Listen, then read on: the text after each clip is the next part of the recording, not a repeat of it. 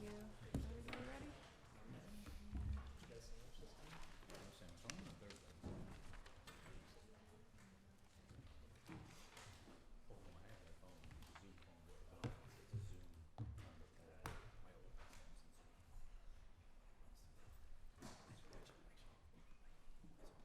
Good evening. This is an informal meeting of the Gardner City Council on Monday, August 7th, 2022. I'd like to ask the clerk to please call the roll.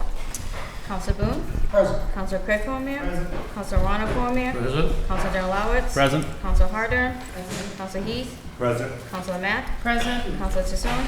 Present. Council Tyros? Present. Council Walsh? Present. And President Kaczynski. Present. For the public watching this evening, we are meeting informally tonight regarding agenda item number 11023, the Charter Review Committee final review recommendations. This has been in the City Council. It has gone before the Charter Review Committee and several of their meetings, and was referred to by the City Council to the Committee of the Whole and the Law Department on June 20th. We have scheduled our informal meeting for this evening. A regular meeting will follow this meeting at 7:30 this evening, which will give the council the opportunity to vote on the items. The informal meeting is for us to discuss the items in an informal setting. And we will begin with any councilors who would like to begin on any items regarding the Charter Review Committee's recommendations. Councilor Boone? Thank you. In section 6, we're striking out the ability of the council to vote on the city solicitor and assistant city solicitor. And I personally don't agree with that. I think the council should have approval to allow us to vote on who's going to be the assistant and the city solicitor. So that's one point. Sorry, if you give me just a second. In section 32, I agree with what the committee did for the most part. 75% of the salary. But does that include also the current salary on top of that? So I'm kind of questioning that point. And I guess section 35, I was kind of, actually, section 34 and 35, I was curious. We never got an answer from the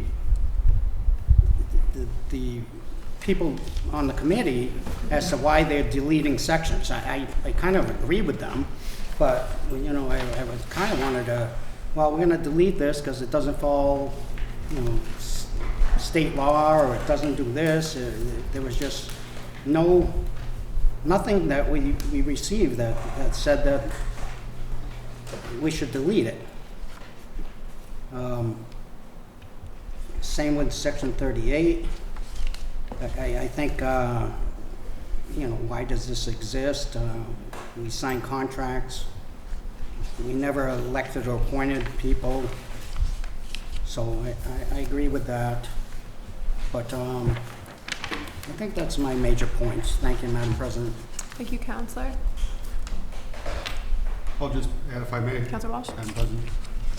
I concur partially, at least, with Councilor Boone on section 6. That's the only real comment that I had on the, right now the city solicitor is appointed by the mayor and is not subject, all appointments are subject to confirmation by the council except the city solicitor.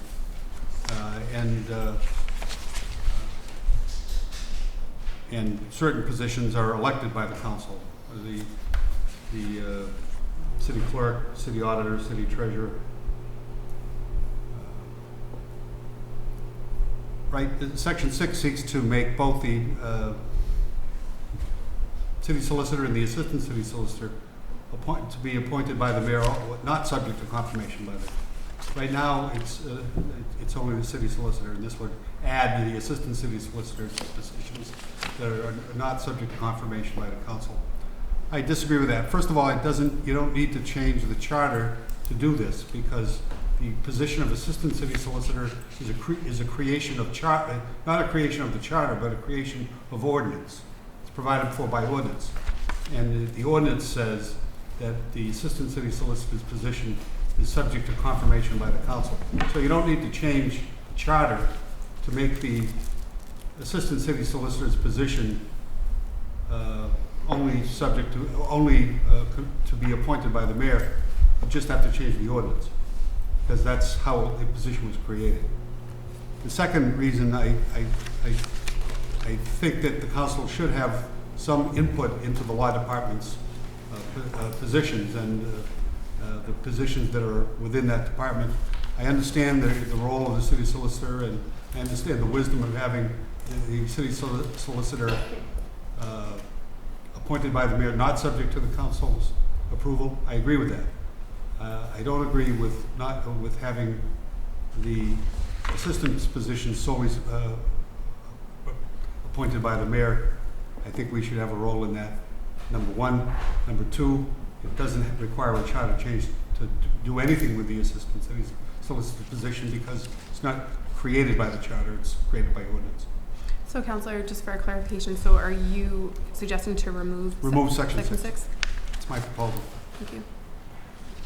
Anything further, Councilor? Nothing. And that's the only comment that I had on the proposals from the committee. I think they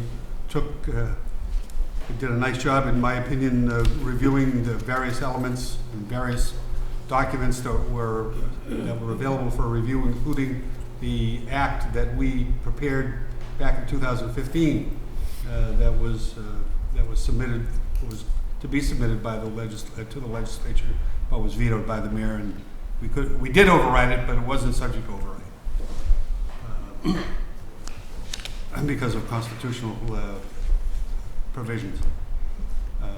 In any event, I applaud them for the work that they did. I agree with, I understand why they would have done the proposed Section 6 changes. I just don't agree with the policy or the need for it. Thank you, Councilor. Councilor Cormier? Yeah, having been on the council, and I think Councilor Walsh was on the council at the same time, when we actually created the position of Assistant City Solicitor, we did so with the full intent that it would have confirmation by the council. This was many, many years ago. There had been some difficulties with the mayor at that time in our being able to contact the city solicitor. We were not able to. And it was felt that perhaps by having an assistant who also was confirmed by the council might have the opportunity to get some legal assistance if needed. Fortunately, that's not the case right now, but I see no need for removing the confirmation of the assistant, and I would very strongly suggest removing Section 6. Thank you, Councilor. Councilor Tyros? Thank you, Madam President. I also agree with Councilor Walsh's, first and foremost, thank you to the committee for going through these changes, and I think they did a very thorough job, and I think it's reflected in the work we have in front of us. I agree with the comments on Section 6, and to clarify the earlier question about Section 32, it says the acting mayor shall be entitled to the compensation as city council president in addition to 75% of the current rate of the compensation of the mayor, which I personally am in favor of because they are navigating to both jobs at the same time. So thank you. Those are my only comments on it. Thank you, Councilor. Councilor Harden? Yes, I too agree with Councilor Walsh on Section 6. I think it's important. The City Council is here and elected, and I think it's important to have us have a voice and be involved in that. So I agree with Councilor Walsh to have that removed. Thank you. Councilor Mack? Just in regards to sections 34 and 35, if I remember correctly, when we had the meeting with the Charter Commission, that those were being removed in regards to the Mass General Law stipulation, and that's why that suggestion was made. In regards to Section 6, I just have a question with replace it with all members of the law department. I'm just thinking ahead that Do we just assume that the law department just consists of a city solicitor and an assistant city solicitor? Is it possible that it could include other people in the future? And that's why I'm just questioning just the language of that. If I may, Counselor Walsh?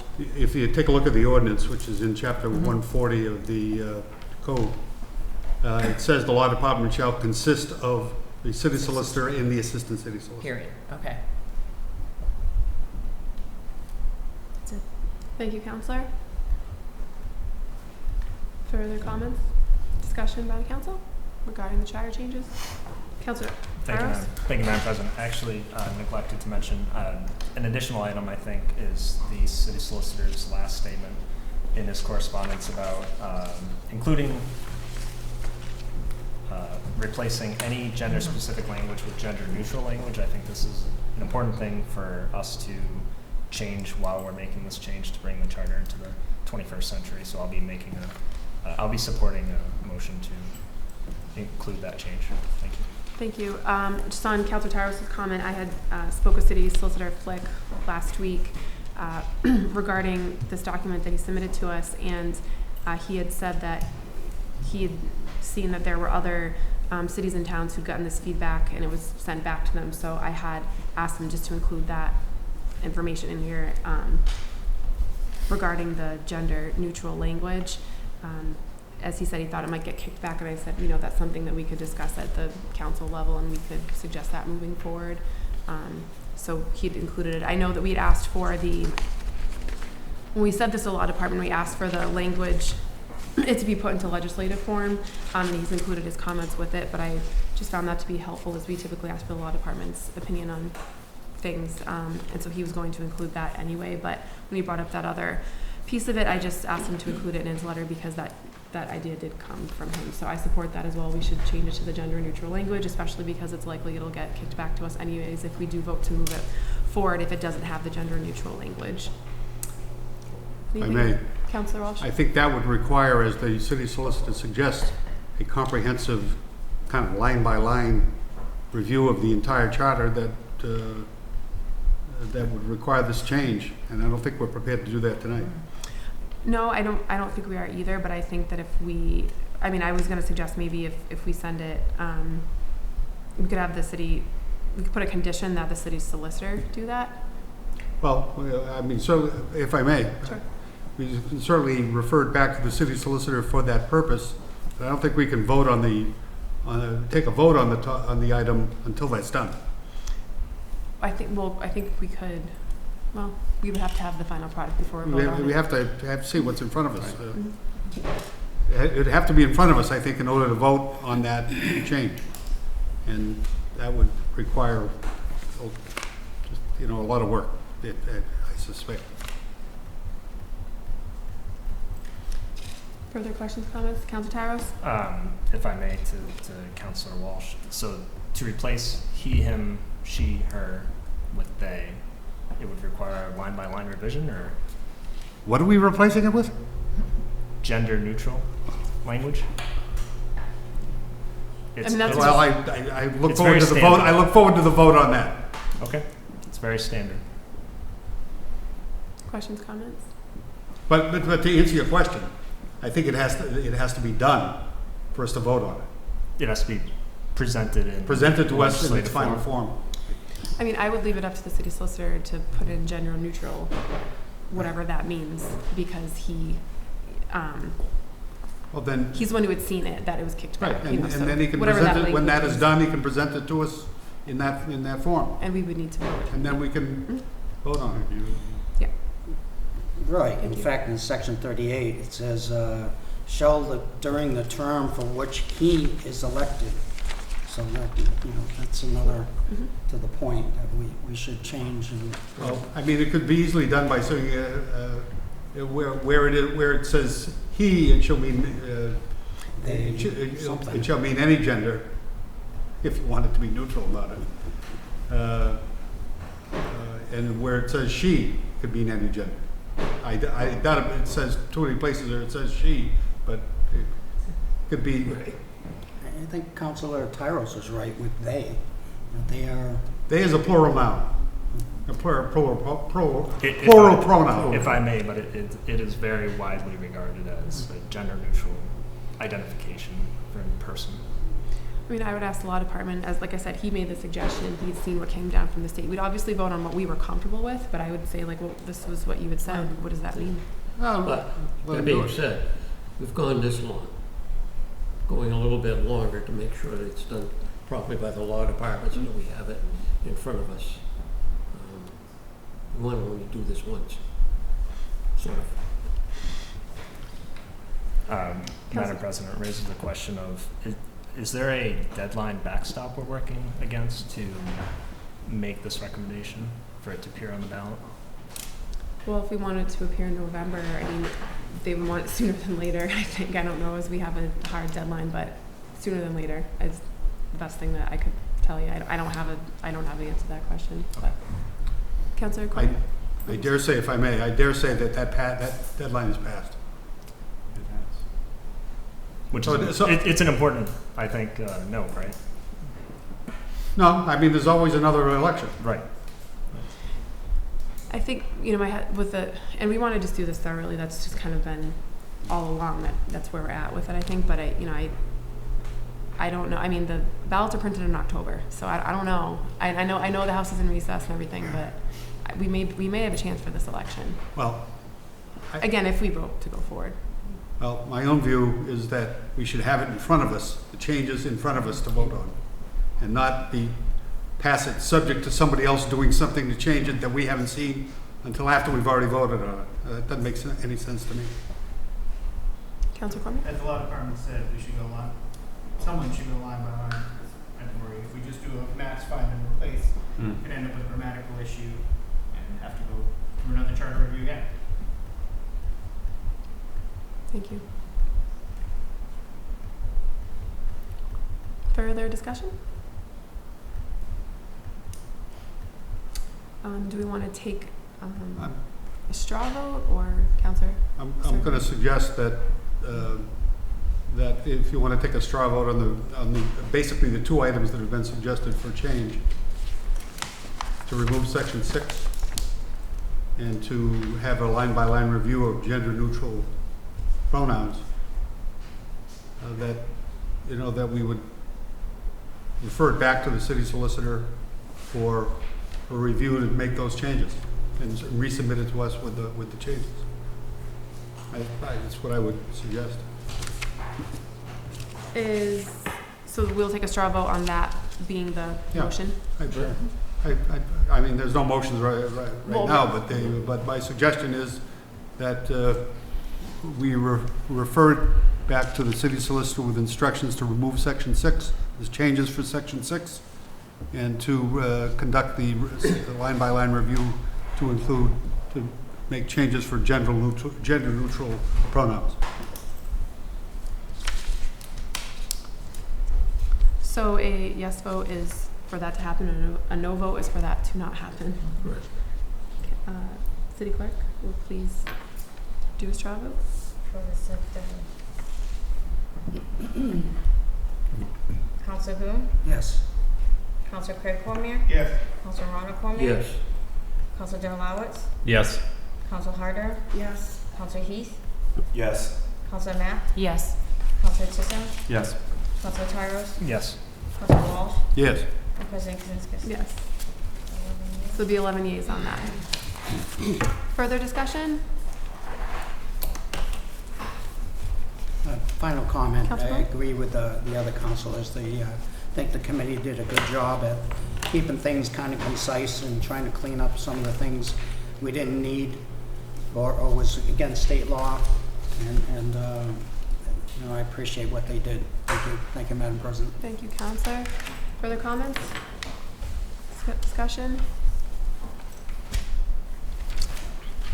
Okay, thank you, everyone. If there's nothing further, we will close this part of the meeting and reconvene at 7:30 for our regular meeting. Thank you, everyone.